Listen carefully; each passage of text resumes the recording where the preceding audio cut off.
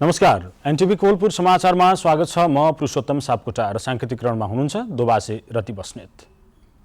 जुम्लामा स्याउ खेतीका लागि क्षेत्रफल बढ्छ तर उत्पादन बढ्दैन। कृषि कार्यालयको तथ्याङ्कले 5 वर्षमा 40% स्याउको क्षेत्रफल बढेको छ तर उत्पादन भने छैन। भारतीय स्याउले बजार खाएको बेला जुम्लाको स्याउ बोटमा कुहिन्छ। न कृषकसँग भण्डारणको पूर्वाधार छ न बजारको ग्यारेन्टी। यस्तो अवस्थामा स्याउ महोत्सवको अन्तिम तयारी गरिएको छ। जुम्लामा महोत्सवले स्याउको बजार खोज्न सक्ला। आजको समाचारमा आसन्न निर्वाचनका लागि आयोगले गरिरहेको तयारी र देशभर फैलिएको डेङ्गी संक्रमणको जोखिमको विषय रहनेछ। विदेशमा युरोपमा गहिरिदो ऊर्जा सङ्कट र खेल खबरमा एसियन कपको प्रसङ्ग। तर सुरुमा प्रमुख समाचार। प्रतिनिधि सभाको कार्यकाल असोज 1 गतेसम्म मात्रै रहने निर्वाचन आयोगको व्याख्या। समानुपातिक तर्फ दलले असोज 3 गतेभित्र बन्द सूची पेश गर्न सक्ने। देशका 77 वटै जिल्लामा डेङ्गीको संक्रमण पुष्टि भएको। रोग नियन्त्रण महाशाखाको तथ्याङ्क। संक्रमणबाट 8000 बढी मानिसहरू प्रभावित। भू उपयोग नीति बनाए पनि दाङको तुलसीपुर उपमहानगरपालिकाले कार्यान्वयनमा ल्याउन सकेन। नीतिमा थप सुधार जरुरी रहेको नापी कार्यालयको भनाई। बिजुली र ग्यासको प्रयोग नघटाएमा युरोपमा चरम ऊर्जा सङ्कटको सम्भावना। केही मुलुकमा लोडसेडिङ हुन सक्ने। ऊर्जा भण्डारण क्षमतामा ह्रास। र 20 वर्ष मुनिको एसियन कप छनौटको दोस्रो खेलमा नेपालले आज कतारको सामना गर्दै पहिलो खेलमा कमजोर नेपाल आजको खेल जित्ने दबावमा।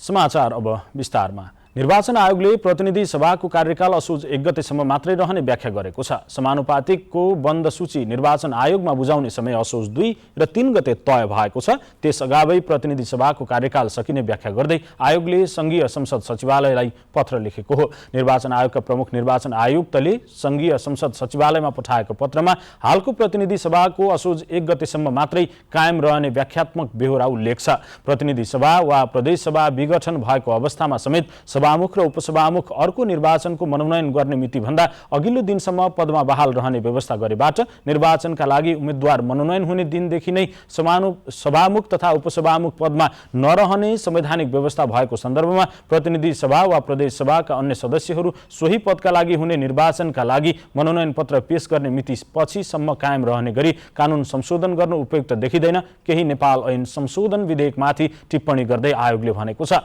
सरकारले केही नेपाल ऐन संशोधन मार्फत प्रतिनिधि सभाको कार्यकाल तय गर्न खोजेको थियो तर कार्यकाल लम्ब्याउन खोजेको भने चौतर्फी विरोध भएपछि सरकार पछि हटेको हो। सरकार पछि हटेसम्म प्रतिनिधि सभाको कार्यकालका सम्बन्धमा कतिपयले अन्योलता प्रकट गरिरहेका बेला निर्वाचन आयोगले प्रतिनिधि सभाको कार्यकाल असोज 1 गतेसम्म मात्रै रहने व्याख्या सहितको पत्र संघीय संसद सचिवालयमा पठाएको हो। यस्तै सरकारले प्रतिनिधि सभा र प्रदेश सभा निर्वाचनका लागि सुरक्षा योजना स्वीकृत गरेको छ। आम निर्वाचनमा नेपाली सेना, नेपाल प्रहरी, सशस्त्र प्रहरी बल, राष्ट्रिय अनुसन्धान विभाग र म्यादी प्रहरी परिचालन सम्बन्धी सुरक्षा योजना स्वीकृत भएको हो। सुरक्षा योजनामा सेना, प्रहरी, सशस्त्र र अनुसन्धान विभागबाट पौने 2 लाख तथा म्यादीका 1,15,000 परिचालन गरिने उल्लेख गरिएको छ। लुम्बिनी प्रदेश सरकारले आगामी असोज 3 गते संविधान दिवस मनाउने भएको छ। लुम्बिनी प्रदेश सरकारका मुख्यमन्त्री कुलप्रसाद केसीको अध्यक्षतामा बसेको बैठकले असोज 3 गते संविधान दिवस मनाउने निर्णय गरेको हो। मुख्यमन्त्री कुलप्रसाद केसीको अध्यक्षतामै प्रदेश सरकारका मन्त्री, सभामुख, उपसभामुख, मुख्य न्यायाधीश, स्थानीय तह, विभिन्न प्रदेश स्तरका सामाजिक सङ्घ संस्थाका प्रमुख तथा प्रतिनिधिको रहने गरी 100 सदस्यीय संविधान दिवस 2079 मूल समारोह समिति गठन गरिएको छ। त्यसैगरी आन्तरिक मामिला, कानून तथा सञ्चार मन्त्री तिलकराम शर्माको अध्यक्षतामा मुख्यमन्त्री कार्यालयका प्रमुख सचिव, मुख्यमन्त्री कार्यालयका सचिव, सबै मन्त्रालयका सचिव, सुरक्षा निकायका प्रमुख र आन्तरिक मामिला तथा सञ्चार सचिव सदस्य सचिव रहेको निर्देशक समिति समेत गठन भएको छ। बैठकले आन्तरिक मामिला, कानून तथा सञ्चार मन्त्री तिलकराम शर्मा को अध्यक्षतामा नै समारोह व्यवस्थापन समिति समेत गठन गरेको छ। यसैगरी संविधान दिवसको अवसरमा 2079 असोज 2, 3 र 4 गते विभिन्न कार्यक्रम गर्ने निर्णय भएको छ। प्रदेशका 12 वटै जिल्लाका सबै स्थानीय तहलाई विभिन्न कार्यक्रम गर्नका लागि अनुरोध गर्ने, साँझ दीपावली गर्ने लगायतका निर्णय भएका छन्। जुम्लाको स्याउलाई बजारीकरण गर्नका लागि आयोजना हुने स्याउ महोत्सवको तयारी सकिएको छ। भोलि सदरमुकाम खलङ्गामा आयोजना गरिएको स्याउ महोत्सवको सम्पूर्ण तयारी पूरा भएको हो। जिल्लाका 8वटै स्थानीय तह, कृषि विकास कार्यालय, स्याउ सुपर जोन, खाद्य प्रविधि तथा गुण नियन्त्रण कार्यालय र बागवानी अनुसन्धान केन्द्र राजीकोटले सहयोग गर्ने आयोजक कान्जिरवा टाइम्सले बताएको छ। महोत्सव मार्फत जुम्ली स्याउको बजारीकरण र किसानको आयस्तर वृद्धिमा जोड दिन स्याउ उत्सव गर्न लागि आयोजकले जनाएको छ। जुम्ले लोकल जातका स्याउको बजार प्रवर्धन, स्याउमा किसानको आकर्षण बढाउन र स्याउबाट उत्पादन हुने विभिन्न परिकार बिक्रीका लागि महोत्सवमा राखिनेछ। महोत्सवमा जुम्लाका सबै किसानलाई आफूले उत्पादन गरेका स्याउ र स्याउबाट बनाइएका परिकार समेत ल्याएर आउन अनुरोध गरिएको छ। महोत्सवमा कृषि विज्ञले किसानको स्याउको स्वाद, गुणस्तर र साइज परीक्षण गर्नेछन्। 18,000 मेट्रिक टन स्याउ उत्पादन हुने अनुमान गरिएको जुम्लामा यो महोत्सवले कस्तो प्रभाव पार्नेछ भनेर जुम्लाका केही किसानलाई हामीले सोधेका छौं। हेरौं आजको आवाजमा।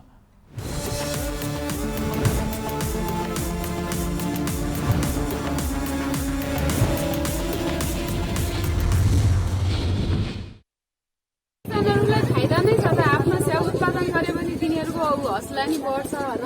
अनि तिनीहरूले आफ्नो स्याउहरू बेच्न पाउँदाखेरि अनि अलिकति आम्दानीहरू गर्न पाउँदाखेरि तिनीहरू खुसी हुन्छन्। जति आफ्नो के अरे स्याउहरूको व्यापारहरू बढ्यो त्यति नै व्यापारीहरूलाई फाइदा हुन्छ, हाम्रो किसान दाजुभाइहरूलाई नि फाइदा हुन्छ। अनि त्यसैमा तिनीहरू खुसी हुन्छन् नि। प्रशंसा गर्ने लागेको छ र उहाँहरूलाई धन्यवाद दिनुपर्छ। किनभने कृषक उत्पादनलाई बजारीकरण गर्नुभन्दा सबभन्दा पहिलो आवश्यकता भनेको त्यसको विज्ञापन हो, प्रचार प्रसार हो। यो मेलाले हाम्रो चाहिँ उत्पादन बिक्री गर्नुको अलावा अहिले विज्ञापन गर्ने काम पनि यो गरिरहेको हुन्छ। र जुम्लाको वास्तवमा स्याउ अर्ग्यानिक हो भनेर पनि बाहिर प्रचार चाहिँ भएको अवस्था चाहिँ छैन। र अर्को कुरा चाहिँ यो महोत्सवले केही पर्यटकहरूलाई पनि निम्त्याउला, केही पाहुनाहरूलाई पनि निम्त्याउला। अनि वास्तवमा जुम्लाको उत्पादन, जुम्लाको स्याउको महत्त्व, जुम्लाको स्याउको क्वालिटी त्यसको बाहिर प्रचार प्रसार हुनेछ। र सबभन्दा नजिकै एउटा पसल एउटा किसानले पाउनेछन् र आफ्नो उत्पादन बिक्री गर्ने कुरादेखि लिएर यसको भविष्यसम्मको यसको उत्तरोत्तर प्रगतिमा पनि यसको नाता गाँसिएको छ। यो धेरै राम्रो कुरा, प्रशंसनीय कुरा नै छ। समग्र किसानको लागि के छ भने जस्तै अब एक त स्याउ महोत्सव भयो भने देशैभरिमा जुम्लाको लागि सम्पूर्ण कृषकले स्याउहरू कुन तरिकाले उत्पादन गर्ने भन्ने कुरा त्यो सम्पूर्ण जानकारी हुने भयो। अनि जुम्लामा करिब जुम्लामा स्याउकै बगैँचा है जुम्लामा छ है भनेर सम्पूर्ण देशभरिकै जनतालाई पनि थाहा हुने भयो। स्याउ महोत्सव भन्दा बित्तिकै मान्छेहरूको माहौल पनि बढी हुने भयो र स्याउको लागि मान्छेहरू किनबेचको माहौल पनि बिक्री वितरणको हिसाबले कृषकहरूले पनि अब कोही स्याउहरू टाढा टाढा हुनसक्छ, कसैलाई थाहा नहुन सक्छ। यहाँ स्याउ महोत्सव आज हाम्रो स्याउ पनि छ भनेर जनताहरूले पनि समग्र कृषकहरूले पनि जानकारी दिन सक्छन्।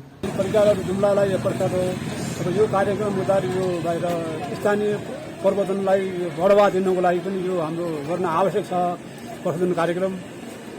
र यो जुम्लालाई चिनाउनको लागि पनि यो कार्यक्रम अझै नै आवश्यक देखिन्छ। र जुम्ला अझै पनि यसको विभिन्न किसिमका परिकारहरू, उद्योगहरू, यसका स्थानीय परिकार के अरे सिपहरू प्रदर्शन गर्नको लागि यो स्याउ उद्योगहरू गर्न आवश्यक देखिन्छ। यो किसानहरूले चाहिँ फाइदा नै कुरा हो। आफ्नो आत्मनिर्भर जुम्लामा यस्तो महोत्सव लाग्नु, अर्ग्यानिक स्याउहरू हुनु यो जुम्लाको लागि अति सब कुरा हो। किनकि विगतको लामो समय यदि हाम्रो जुम्लामा यो मौसम थिएन, अबको दिनमा तपाईँहरूले आज ल्याउनु पर्छ, एकदमै राम्रो कुरा हो। किनकि किसानहरूको लागि वास्तविक चाहिने कुरा नै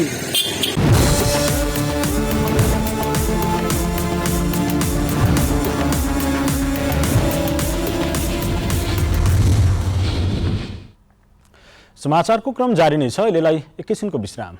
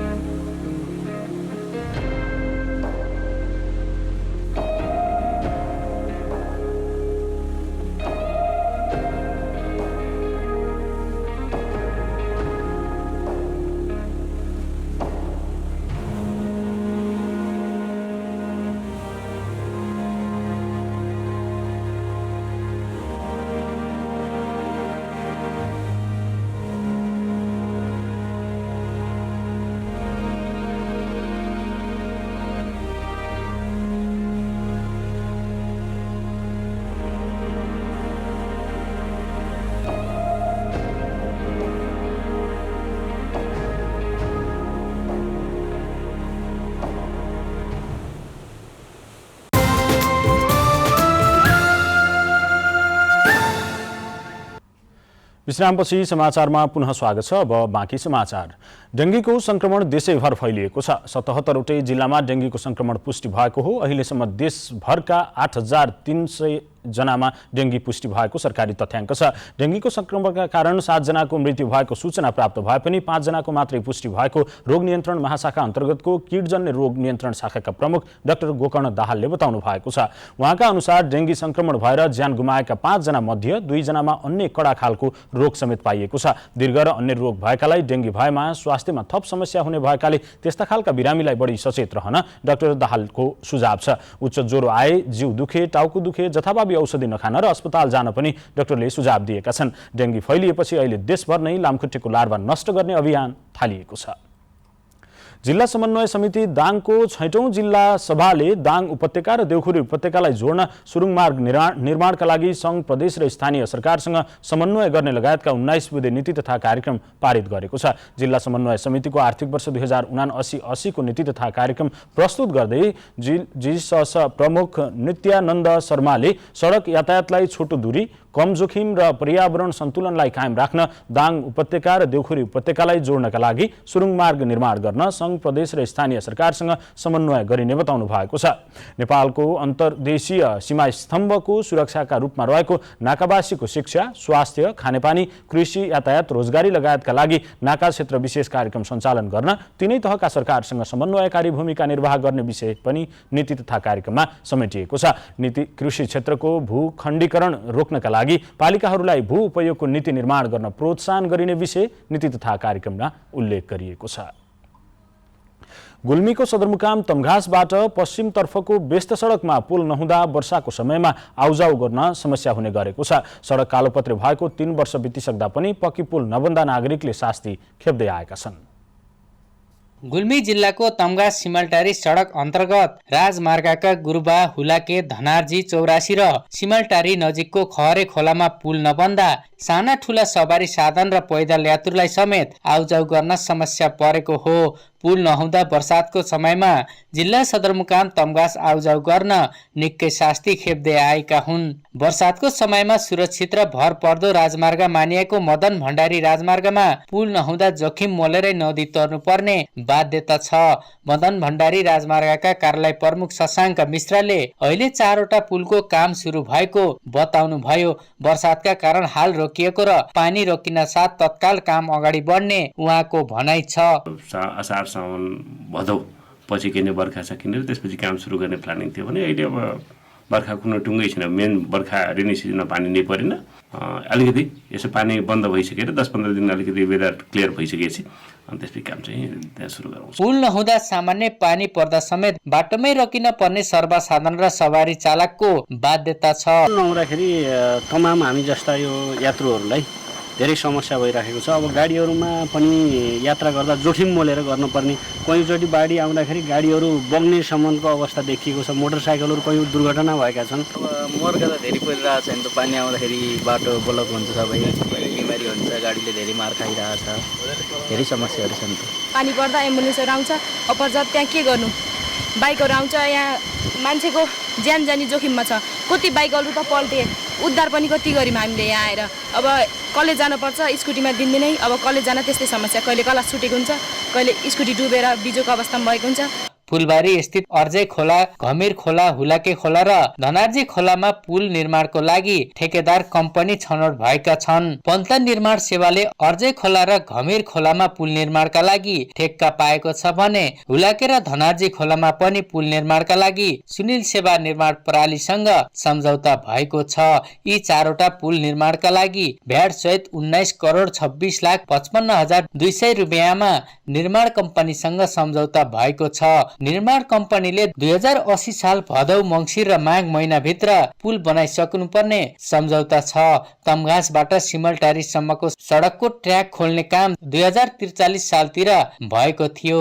सडकको ट्र्याक खोलेको 30 वर्षपछि करिब 1 अर्बको लागतमा कालोपत्रे भएको थियो। अनिल खत्री, नेपाल टेलिभिजन, लुम्बिनी प्रदेश, गुल्मी। कोरोना कहरले धेरैको रोजगारी गुम्दा अधिकांश बेरोजगार बनेका छन्। धेरैलाई आर्थिक सङ्कट निम्तिएको छ, तर अझै पनि आफै उद्यमी बनेर मालिक बन्नुपर्छ भन्ने चेतनाको विकास हुन भने सकेको छैन। तर पाल्पाको एक गाउँका महिलाहरू भने सिप सिकेर उद्यमी बन्ने होडमा लागेका छन्। यो हो पाल्पाको रिब्दीकोट गाउँपालिका वडा नम्बर 5 को नैटुला गाउँ। यो गाउँमा अहिले कोरोना कहरले रोजगारी गुमाएर गाउँ फर्कनेहरूको संख्या झण्डै 100 भन्दा बढी छ। जागिर र रोजगारीको सिलसिलामा देशदेखि विदेशसम्म रहेका युवा युवती लकडाउनले रोजगारी गुमाएर आफ्नै गाउँमा फर्केका छन्। गाउँघरमा प्रशस्त रोजगारीको सम्भावना छैन। कृषि गरेर 2-3 महिना खान पुग्दैन। व्यवसायिक कृषि गर्न पुँजीको अभाव छ। यस्तै समस्याबाट गुज्रेका यहाँका महिला दिदीबहिनी आफ्नै गाउँठाउँमा स्थानीय स्रोत र साधनको प्रयोग गरी स्वरोजगार बन्ने हेतुले महिला दिदीबहिनी उद्यममा होमिनु भएको हो। हामी गाउँमा थियौँ, बेरोजगार थियौँ अनि रोजगार बन्नको लागि अनि केही सिकेर अनि अरू ठाउँमा पनि सिकाउन जान सकिन्छ भन्ने लक्ष्यले दिएको हुन्छ। पशु भैया जस्तै सोहीवटाकी सीता बोझा पनि आफ्नै गाउँ नैटोलामा सिप सिक्न व्यस्त हुनुहुन्छ। सिप सिकेर आत्मनिर्भर हुनुपर्छ भन्ने अठोट बोक्नु भएकी सीताले 1.5 महिने व्यावसायिक सिलाइ कटाई र बुटिक तालिम लिनु भएको छ। पछि आफूले अलि धेरै सिप लिएसिके बाहिर बेच्नको लागि पनि केही सिप लिन्छु भनेर सिकेको हो। ग्रामीण उद्यमशीलता विकास केन्द्र बागलुङको आयोजना घरेलु तथा साना उद्योग विकास कार्यालय पाल्पाको आर्थिक सहयोगमा तालिम सञ्चालन भएको छ। तालिममा पिछडिएका र आर्थिक अवस्था कमजोर भई उद्यम गर्न चाहने 30 भन्दा बढी महिला दिदीबहिनीको सहभागिता रहेको छ। बेरोजगार भएर बसेका विशेषतः पिछडिएका महिला वर्गहरू अनि त्यसपछि गएर अनि अलिकति आर्थिक स्तर चाहिँ कम भएको चाहिँ वर्गहरूलाई चाहिँ लक्षित गरेर उहाँहरूलाई चाहिँ एउटा स्वरोजगार गराउने चाहिँ उद्देश्यले यो कार्यक्रम हामीले ल्याएको।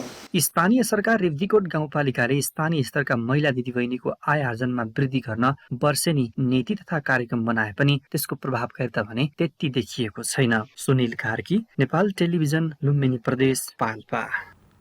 दाङको तुलसीपुर उपमहानगरपालिकाले भू उपयोग नीति बनाएको छ, तर कार्यान्वयनमा भने आएको छैन।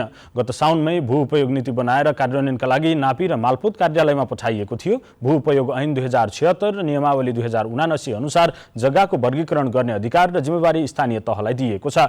त्यही अनुसार तुलसीपुर उपमहानगरपालिकाले पहिलो पटक भू उपयोग नीति बनाएर नापी र मालपोत कार्यालयमा पठाएको थियो। तर त्यो लागू गर्न सकिने अवस्था नरहेको जनाउँदै त्यसलाई सुधार गरेपछि मात्रै लागू हुन सक्ने नापी कार्यालय तुलसीपुरका सर्वेक्षक रूपलाल बस्नेतले बताउनु भएको छ।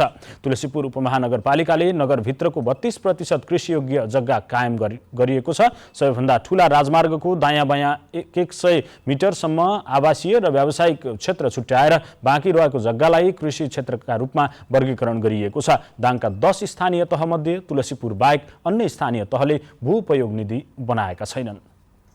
समाचारको क्रम जारी नै छ, एकैछिनको विश्राम।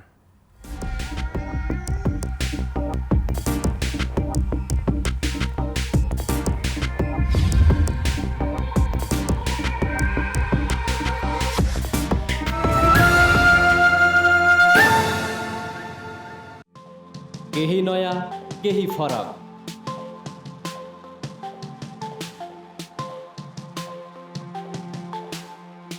राष्ट्रिय सञ्चारको मेरुदण्ड नेपाल टेलिभिजनको प्रादेशिक च्यानल एनटिभी कोहलपुर। पश्चिम नेपालको लुम्बिनी, कर्णाली र सुदूर पश्चिमको एक मुष्ट आवाज। सत्य समाचार, तटस्थ विचार। कार्यक्रममा मौलिकता, समावेशिता र विकासमा विस्तार। डिजिटल दुनियाँमा तपाईको विचार र भावनालाई संसारसँग जोड्दै एनटिभी कोहलपुर। सूचना, शिक्षा र मनोरञ्जनको यो यात्रा हो समृद्धिको।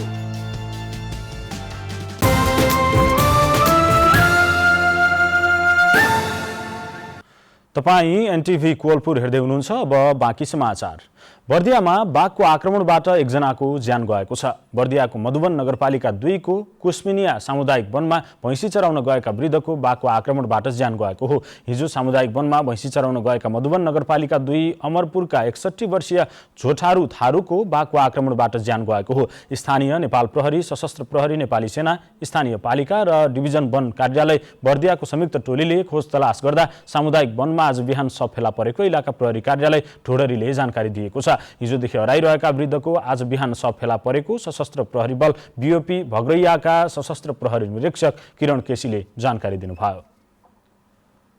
पछिल्लो 24 घण्टामा थप 179 जनामा कोरोना संक्रमण पुष्टि भएको छ भने एकजनाको मृत्यु भएको छ। स्वास्थ्य तथा जनसङ्ख्या मन्त्रालयका अनुसार 4959 जनाको परीक्षणमा 179 जनामा संक्रमण पुष्टि भएको हो। यो सँगै कोरोना भाइरसको सक्रिय संक्रमितको संख्या 2271 जना पुगेको छ। पछिल्लो 24 घण्टामा 171 जना संक्रमण मुक्त भएका छन्, जसमध्ये 2190 जना होम आइसोलेसनमा रहेका छन् भने 81 जना संस्थागत आइसोलेसन र 15 जना आइसियुमा रहेका छन्। आज थपिएका सँगै नेपालमा कोरोना संक्रमितको कुल संख्या 11,50,351 पुगेको छ।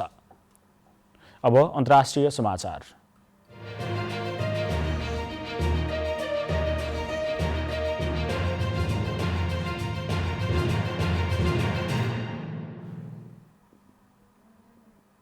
बिजुली र ग्यासको प्रयोग नघटाएमा युरोपमा चरम ऊर्जा सङ्कट हुने, विभिन्न मुलुकमा लोडसेडिङ हुने देखिएको छ। रुसले पाइपलाइन मार्फत आपूर्ति हुँदै आएको ग्यास पूर्ण रूपमा कटौती गरिदिएपछि युरोपभर आगामी जाडोयाममा लोडसेडिङ हुने देखिएको हो। ऊर्जाको प्रयोग नघटाएमा जाडोयाममा बेल्जियम, जर्मनी, फ्रान्स, बेलायत, स्पेन, स्विजरल्यान्ड, युके लगायत दर्जनौं मुलुकमा लोडसेडिङ हुने अधिकारीहरूले जनाएका छन्। आगामी जाडोयाममा युरोपमा प्रत्येक दिन केही घण्टा लोडसेडिङ हुनेछ। युरोपेली आयोगका अनुसार हाल 12 देशहरू कम ग्यास प्रवाहका कारण पीडित रहेका र अन्य केही देशमा पूर्ण रूपमा अभाव उत्पन्न भइसकेको छ। युका सदस्य देशमा ग्यास भण्डारण क्षमताको कम्तीमा 60% हुनुपर्ने भए पनि पछिल्लो समय त्यो कायम छैन। भण्डार नागेको अवस्थामा इन्धन सङ्कट हुँदा युको स्टकबाट लिन सकिने व्यवस्था छ। युरोपेली आयोगका देशहरूले युको स्टकबाट लिने मात्रै नभई दिनुपर्ने नियम पनि छ, तर कतिपय देशले अपर्याप्त स्टक र आपूर्ति समस्याका कारण स्टकका लागि ग्यास दिन नसकेको जनाएका छन्। अब आर्थिक समाचार।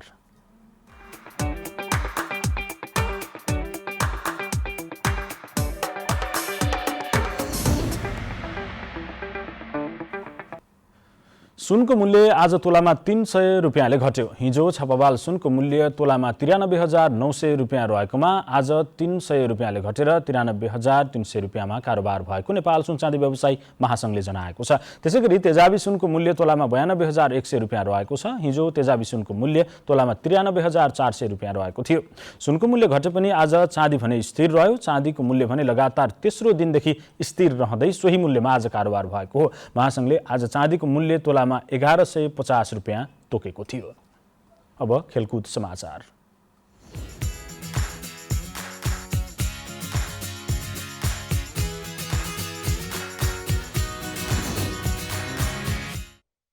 बहराइनमा जारी एएफसी अन्डर-20 एसियन कप छनौटको दोस्रो खेलमा नेपालले आज बलियो टोली कतारसँग खेल्दैछ। खेल नेपाली समय अनुसार राति 11:45 सुरु हुनेछ।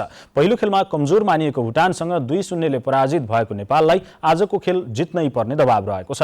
कतारले भने आज पहिलो खेल खेल्न लागेको हो। समूह बीमा रहेको नेपाल र कतारले अङ्क जोड्न सकेका छैनन्। नेपाल पुछारमा रहँदा कतार चौथो स्थानमा रहेको छ। समूहमा नेपालसहित कतार, भुटान, आयोजक बहराइन र बङ्गलादेश रहेका छन्। नेपालले बिहीबार बहराइनसँग खेल्नेछ भने अन्तिम खेलमा बङ्गलादेशसँग आइतबार खेल्नेछ। समूह विजेता हुने टोलीले सन् 2023मा उज्बेकिस्तानमा आयोजना हुने अन्डर-20 एसियन कपमा स्थान बनाउनेछन्।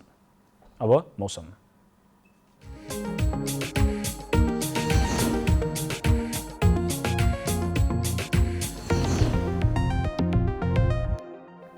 देशभर आंशिकदेखि सामान्य बदली रहेको छ। आज राति पनि देशभर आंशिकदेखि सामान्य बदली रहनेछ। प्रदेश 1, बागमती प्रदेश र गण्डकी प्रदेशका केही स्थानहरू तथा बाँकी प्रदेशका थोरै स्थानहरूमा मेघगर्जन, चट्याङसहित हल्कादेखि मध्यम वर्षाको सम्भावना रहेको छ। अब मौसम सम्बन्धी थप जानकारी।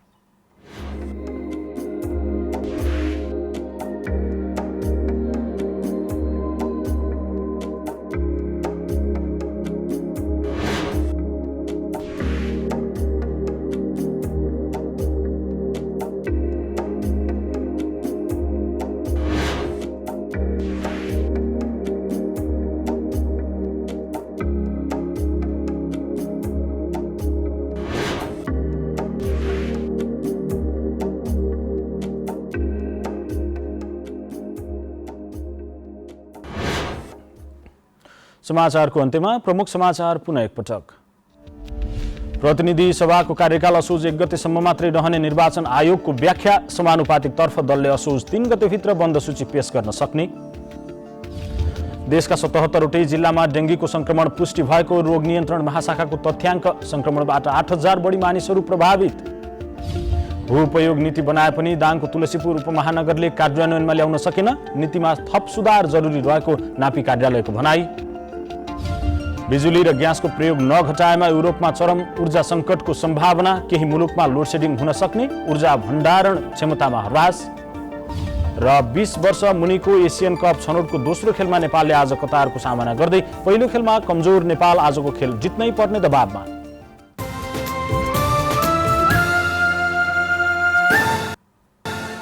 हवस् त अहिलेलाई समाचारको सिलसिला यति नै। बिदा दिनुहोस्। नमस्कार।